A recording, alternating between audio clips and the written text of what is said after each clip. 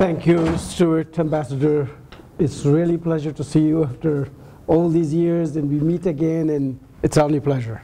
And it's only a pleasure to be here also in this group. It's one of the important groups, not necessarily within this particular fora, but also in a much, much larger scale within the region and hopefully at a global level too.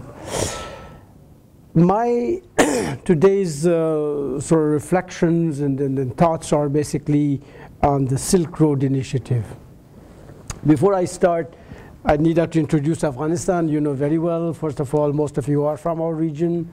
It's a country which has gone through past 30 plus years of war, conflict, internal strife. You just name it, it happened to us. We have gone actually in our infrastructure, in our programs, I can easily say 50 years behind. Now to catch up to that 50 years, we have to be moving very fast on all fronts and so on. One of the areas which now forms the cornerstone of our foreign policy is the regional cooperation. President Karzai strongly believes in that, and we all share with him the foreign policy think tanks and discussions that we have. Afghanistan future in the history has been also part of the region, because this country has been center for all the crossroads, I would rather call it, for all the powers. You call it buffer zones, you call it this zone and that zone, but the country's importance has been, centrality has been very, very important. And that is no difference. It was yesterday, and it's no difference today either. And today we are taking much, much important place in within this whole region. Past 30 plus years, difficulties and conflict that we have, as I mentioned, that our infrastructure economy has been destroyed, but we have come a long way also in the past 10 years, particularly after the first Bonn conference, which I had the privilege to be attending that conference. Within that conference, of course, we got together and we decided to start a new Afghanistan. Sometimes people wonder that you fought for 20 years or whatever years, you just came in 3 days in Bonn, and all of a sudden you decided, yes, we are ready for it. And it just exactly happened. We were there for 4 or 5 days. And the first day we had the little discussions right and left. Second day half also went, and in the afternoon they said, well, we have decided. We want to sit together and we talk about it. I was sitting with Lakhtar Brahimi, and he was saying, he said, I'm very surprised that all this 20, 25 years of problems, you have the capacity to solve it or come to some sort of conclusion in less than half a day. We did. And the ball started rolling after that. The interim government, the announcements and the groups and everything else came out. So we started starting from 2001. We have gone quite far in this past 10 years. You may not notice much what has happened in the terms of infrastructure projects and programs that we have paid attention to it. And much project has been implemented. Naturally, you don't see right away the infrastructure projects results immediately, but as and when time passes by, let's say in the next 5 to 10 years, a lot will show off.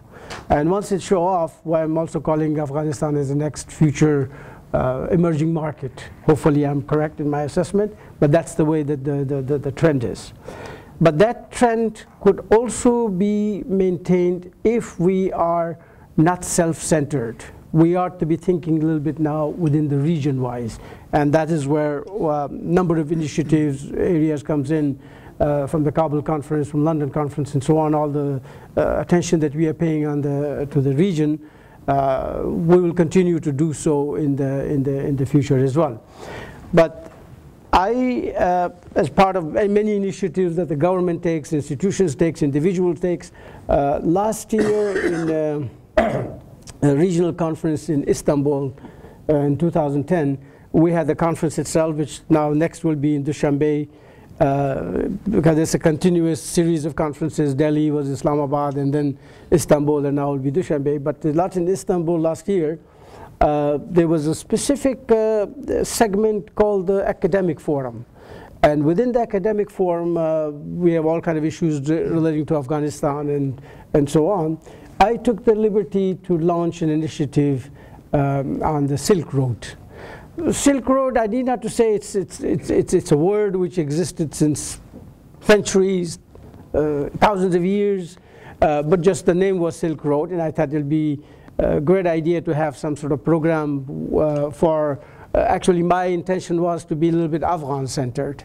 What I had in mind was to focus on the Afghanistan development aspect, infrastructure aspects, and take Afghanistan's role within the Silk Road and connect it with the region itself and the countries which are surrounded by. Because I believe many of the infrastructure projects today, yes, you can implement at the national level, but nowadays the impact as well as linkages are so much broader that you cannot respond only at the one national level. So you got to have a little bit region involved, have a regional responses to some of the programs and projects which basically not only benefit that one specific country, but also the linkages are within the region. Examples are there. TAPI, for example, is one of the. Kaza 1000 is another, and similar such other projects. For example, in the northern part of Afghanistan, this Amur River, we call it Darya Amur, 4 countries are involved in that. And someday, if you want to develop something, it's not only Afghan issue, but it's a whole regional issue. So it has to be regional responses collectively to some regional issues. So within that context, I said maybe it's a good idea to name a Silk Road and build some of our own infrastructure in Afghanistan. At that time, I also had the intention that when the region get involved or the regional actors get involved, in particular in Afghan setting, which we are having lots of insurgencies, problems, and so on, these countries, once they have a keen interest in a specific program and project, they will show more involvement.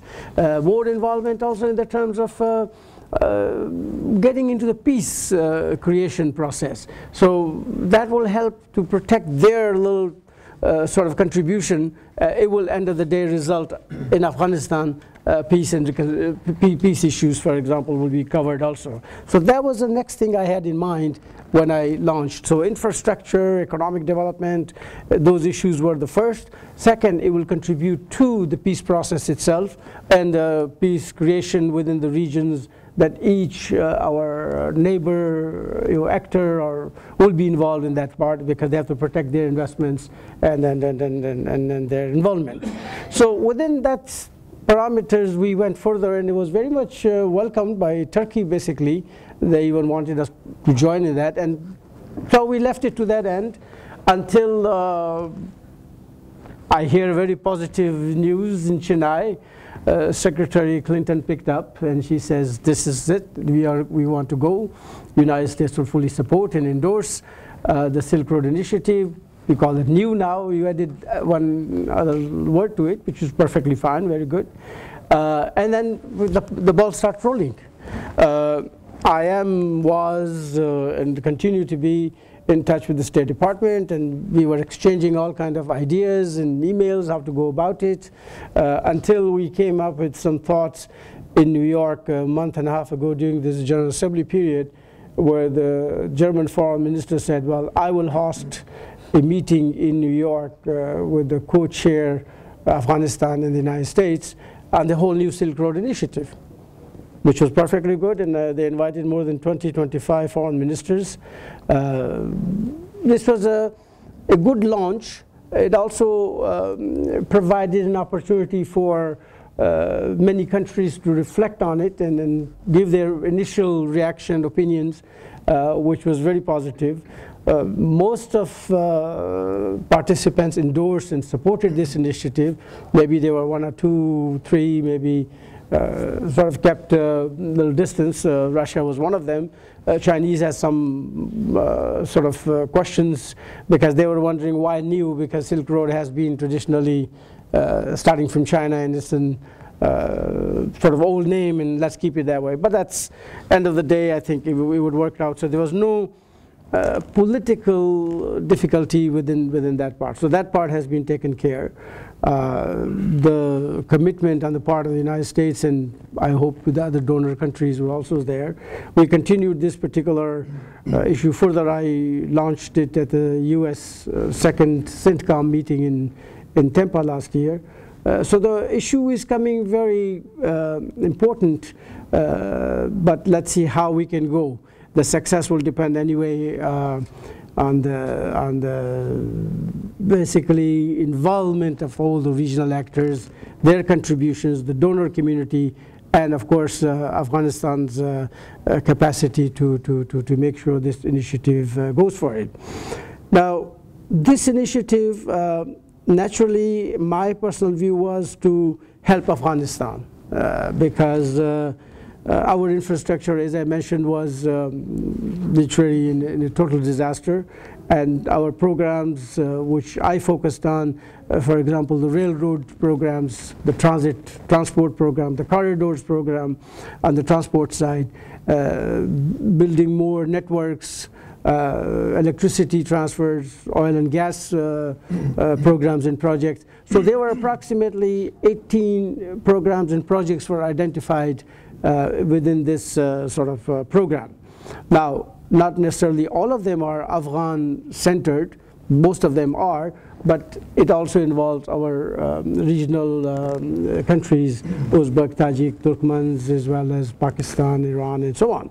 So we will, that's the way we are proceeding, and the program is a couple of $1 billion program. It can start and it continues to $18 billion. That was the estimate. It was presented to me by U.S. CENTCOM, but one would not, this is too ambitious, but at least one would start at some point with the $4 to $5 billion and so on.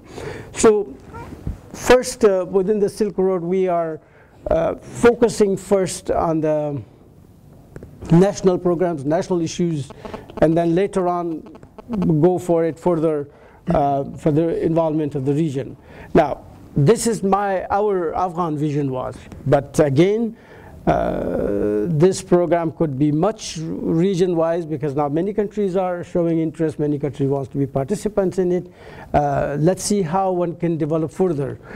Maybe one can envisage one day a regional sort of setup, some sort of institutional mechanism to be developed where everybody should participate according to contributions, according to interest, needs, and so on.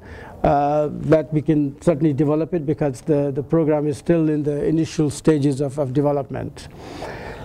First of all, we in Afghanistan have to endorse this whole Silk Road initiative while the government is fully behind it, but still we want to a little bit do soul searching how far we want to go. And also it depends on the mechanism we want to develop with it. That is in terms of how to implement some of the program, some of the projects at the national level and link it to the region as well. So that is number one thing which we are now currently working on it. It may come up in the Bonn conference too now on the 5th of December. That may be another time that we should be engaging with our donor partners as well as the regional neighbors and so on. That will be one other move forward, I would say. And once that has been done, of course, then I think there's a need for further development within the region itself. Some sort of work has to be done both at academic level as well as political level. One has to do some lobbying issues involved here and outreach programs and so on. So that is the next thing we would certainly like to see how it works. Mechanisms such as like today that we are all sitting together in a very informal manner, an academic manner to discuss this issue, I think this is also helps quite a bit for the promotion of this whole idea. Because end of the day, Silk Road as a name, it could be something else, doesn't matter, it's a Silk Road. But somehow it's a little catchy title, everybody liked it, everybody appreciates it, it belongs to the region and it goes very well in the historical context. So we all benefit and we all are part of it in that sense. We were very happy to see India endorsing it, which was very, we'll see more also in the Bonn conference. Prime Minister Sharma will say something about that as well. and also Uzbek, Tajiks, and everybody else is also supporting the whole program. So we will see how far we can go. But the thrust of the whole program is basically dealing with the infrastructure. That's number one. We want to do it because Afghanistan is working for it, and this is what I like to see, the trade and transit hub, which yesterday I basically allowed it to it. This country can offer quite a bit, a crossroad of trade expansion, connectivity, transit areas, and also a door to the Central Asian natural resources. We in Afghanistan are also fortunate. Hopefully we will be able to develop in the next 10 years and so our own natural resources, which is estimated to be 1.5 to 2 trillion, and some surveys even say it's up to 3 trillions and even more. But that also has to be a little bit exploited as and when time goes for. So that's natural resources is one area which now we have. On the other hand, India needs it, Pakistan needs it, China needs it. So there's quite a bit of need and necessity in the region to have a little hub. Sometimes I argue that while Switzerland was kept very peaceful during these 2 wars, was because everybody agreed to it, to say we need a place like Switzerland to meet, to decide and to discuss issues and so on. And I'm saying Afghanistan could take maybe a similar role. We could be centrally located, we could be a sort of a place to meet, a place to develop, a place to be facilitated for all the trade, transit, transport, customs, and investment facilitation issues, which yesterday we talked about it. And at the same time, it's a country which, although not very developed infrastructure-wise, but I think time is right that we will go for it. Our railroad programs, which we never had, but now is coming to it. For example, in the north, we are already connected. We on the west side to Herat, only 20 kilometers left to be connected, and down south side, we are planning to connect Kandahar, Spin Boldak region. Hopefully, the plans are already there. So once we connect more or less on the railway network, this will connect us to South Asia, to Central Asia, to West Asia, and so on, which will benefit quite a bit. Everybody in that sense. We also have joined in a number of regional bodies, institutions. Afghanistan is a member of almost every single regional institution which exists, from ECO to SARC to Shanghai to Triseca, and to name it, all of them. We talked about in Dhaka just a month ago, I think, on the preparations for the SARC summit in Maldives, our role and the importance of some of the tools which or agreements which SARC has been put on the floor, but has not been able to implement it and went forward. For example, SAFTA was one of it, which can solve a lot of problems for us in the region. So that was another area that we were a little bit focusing on it. So all in all, the whole Silk Road initiative, it's up to first Afghans, and secondly, of course, to the region and the parties involved, how far they want to take it further. If they want to go beyond, there should be no problem of the resources, the way I see it. But this whole, the new area is coming, that cooperation at the regional level. National governments get involved now, address the issues which benefit the entire region, not only one country, and so on. So that is the vision, and that's the thing we are now talking about it, and I hope we will be able to continue further. I can say a lot on this whole thing, but my intention is to just give you this little introduction, but engage in some sort of discussions, questions, answers, and go for it further as much as we can develop it. And maybe at some point, Ambassador, I don't know if you want to pursue that further in future for us. Some papers could be sort of commissioned or interested to write, and all is open. But I can talk much more because I've seen a lot of it. I'm at your disposal to engage in more dialogue type of situation. Thank you.